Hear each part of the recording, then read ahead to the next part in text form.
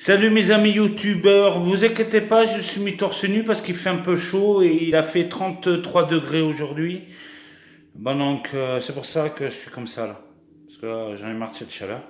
Oui, je voulais surtout vous parler par rapport à Darmanin. Je sais pas si vous vous souvenez, sur les autres vidéos que je vous avais parlé, je sais pas si c'était juste avant celle-là ou juste après celle-là, de Darmanin qui voulait interdire les mortiers en France, que ça soit dans les magasins ou en ligne sur Internet.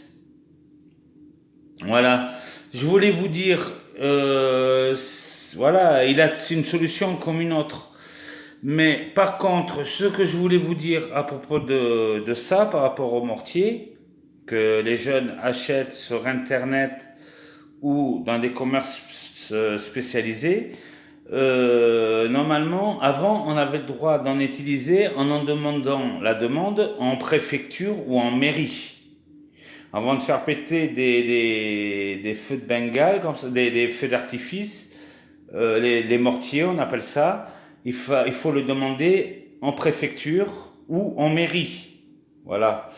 Mais là, bientôt, les gens ne pourront plus en acheter du tout parce que ça sera interdit même de demander quand ça soit en préfecture ou à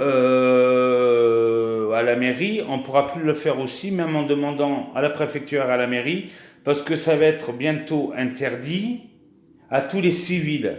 Ça veut dire même si vous demandez à la préfecture et à la mairie les mortiers pour faire les feux d'artifice, vous ne pourrez plus vous en procurer, que ce soit sur Internet ou dans les magasins spécialisés.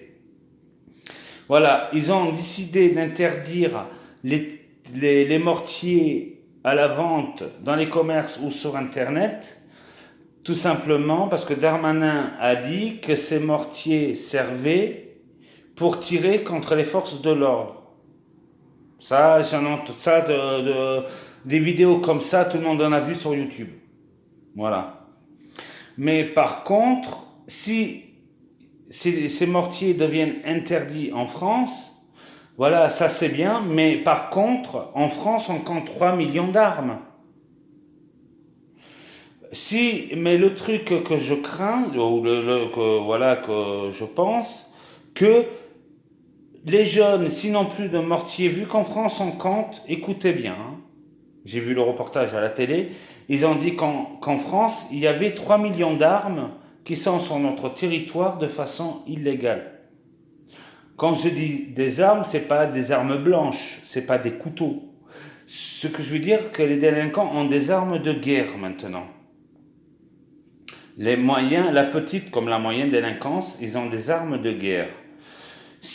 Parce que leur rôle à eux, c'est de les attaquer coûte que coûte, quoi.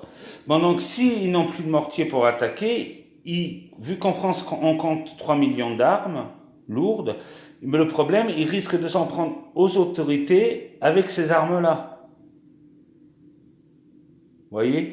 Bon, c'est vrai que ça se fait en ce moment beaucoup à Marseille, parce que voilà, c'est la première ville qui me vient à la tête, c'est Marseille, parce que Marseille, c'est l'endroit où on compte le plus d'armes à feu en France, c'est à Marseille. Et là-bas, après, là-bas, à Marseille, bon, j'ai donné l'exemple Marseille, on va continuer sur Marseille, parce que après les jeunes là-bas sur Marseille, s'ils ne peuvent plus utiliser les mortiers, parce que ça sera plus en vente libre sur Internet ou en magasin spécialisé, ils vont se procurer des armes lourdes. Parce que les armes lourdes, depuis qu'ils ont ouvert l'espace Schengen, qu'il n'y a plus de frontières, sauf après l'Allemagne, et qu'en Allemagne, il faut surtout des contrôles d'immigration clandestine et qui ne contrôlent jamais dans les soutes des bus. Bon, donc, la petite moyenne délinquance risque de profiter de ce système, l'espace Schengen, il n'y a plus de frontières, il n'y a plus rien, sauf en Allemagne, et qui savent très bien qu'en Allemagne, ils ne vérifient jamais les soutes à bagages et qu'ils vérifient que pour l'immigration clandestine, parce qu'en ce moment, ils s'intéressent beaucoup à l'immigration. Il y a beaucoup de personnes qui vont aller là-bas acheter des armes, parce que là-bas, les armes, ils peuvent les avoir pour 400, 500 euros et les ramener en France, en passant par la Croatie, l'Allemagne et Paris. Voilà. Ils passent par là, la Croatie et tout ça. Ils passent par là, par les bus, ils mettent les armes dans les soutes à bagages.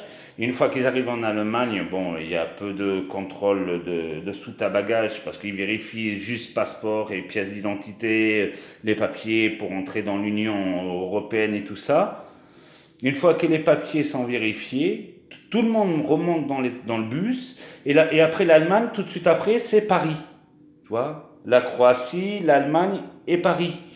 Bon, donc, après, une fois qu'ils descendent sur Paris, et bien après, les armes, il y a des gens qui sont sur Marseille, qui n'est pas très, très, très loin de Paris, et qui, les moyens, petites et moyennes délinquances qui vont sur Paris, ils achètent les armes, parce que là-bas, les armes, elles sont achetées 400 ou 500 euros, mais après, elles sont revendues aux petits délinquants, au moyen, à la moyenne, c'est à la petite délinquance, qui sont sur Marseille. Et après, ces armes à Marseille, ils s'en servent justement pour se défendre, soit contre la concurrence, c'est-à-dire des personnes qui viennent leur faire la guerre pour leur piquer leur drogue à eux, ou des fois ils reviennent sur Paris, ou des fois ils reviennent aussi, ils restent 2-3 jours sur Paris le temps que les affaires se calment, et après ils reviennent sur Marseille, c'est comme ça qu'ils font. Et après les armes, eux, qu'ils ont acheté 500 euros, ils peuvent les revendre jusqu'à 2000, 3000 euros.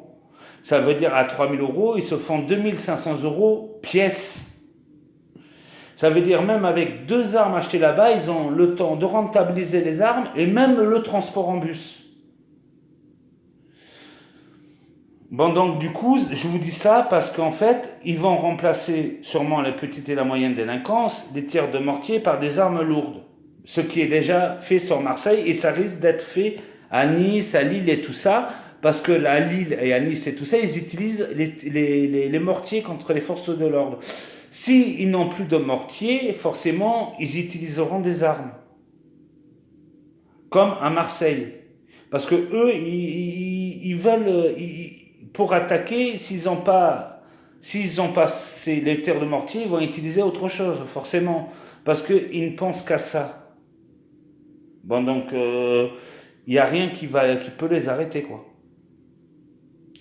Bon, voilà, je voulais vous parler de ça, d'Armanet, ce qu'il a dit par rapport au mortier, mais le problème, c'est pas si c'est vraiment un problème. S'ils enlèvent les mortiers, mais ils risquent d'aller, justement, en passant par la Croatie et tout ça, acheter des armes, et que ça soit bien pire après. Sauf qu'il n'y a pas de frontière en passant par la Croatie et tout ça, vu qu'il n'y a pas vraiment de frontière une fois arrivé en Allemagne, et qu'ils vérifient jamais les soutes, et c'est comme ça que les armes se retrouvent à Paris. Je sais parce que j'ai vu le reportage sur les armes, la route des armes et tout ça. Bon, donc c'est pour ça que je dis ça, parce que je sais de quoi je parle. Parce qu'en Croatie et tout ça, c'est vrai que les armes, un simple AK-47, dans l'espace Schengen, c'est 500 euros. Ici, c'est 2000, 3000. Ça peut monter jusqu'à 3500 euros. Par arme. Ça fait 3000 euros de gagner par arme. Ça veut dire qu'ils ramènent 3 armes, ils ont rentabilisé les armes plus le transport. Donc je dis ça parce qu'ils peuvent aussi bien remplacer les mortiers des tirs de mortier par une autre arme. Bon, donc il faut faire attention à ça parce que les armes, c'est beaucoup plus dangereux que les mortiers en lui-même.